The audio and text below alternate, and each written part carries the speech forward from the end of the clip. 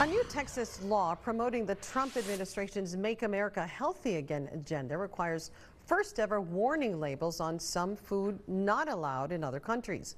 It could have far-reaching effects on the nation's supply, but a review of the legislation shows it may also misrepresent ingredients.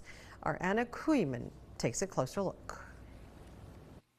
The new food warning label law goes into effect in 2027, just signed by Texas Governor Greg Abbott, and it includes a whole wide range of products you're likely familiar with, from cookies, cakes, pies, and snack crackers. A prominent warning label will be required on products that contain a list of 40 or more additives that the law says are banned in other countries like Canada, the UK, Australia, and Europe.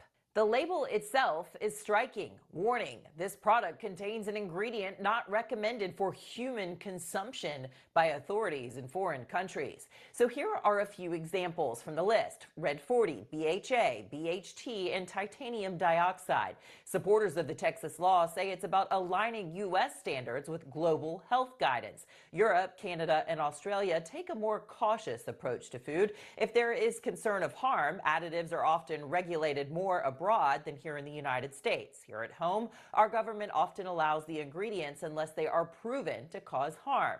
So here's the rub. The Associated Press cites a review that says the Texas law's additives list isn't 100% accurate. At least a dozen of these chemicals are allowed in Europe or Canada, or already limited by the U.S. government, and that could make these labels legally questionable down the track. But supporters say this is a trend that isn't going anywhere but forward.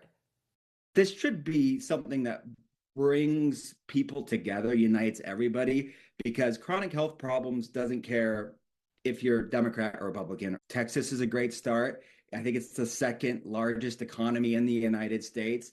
And the reality is these food companies aren't going to be able to make different ingredients, different formulas for each state.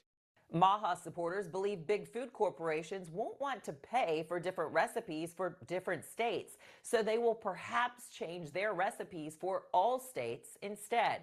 Critics from major companies like Pepsi, Walmart, and Coca-Cola say this law will mislead consumers and drive up food costs. They're calling it an overreach based on foreign standards instead of American ones. This new law also mandates a new Texas Nutrition Advisory Committee. And get this, none of the representatives are going to be able to be from ultra-processed food companies. This, of course, fits with HHS Secretary RFK Jr.'s Make America Healthy Again movement. They often sound the alarm about U.S. regulatory bodies having ties to big food, big ag, or big pharma.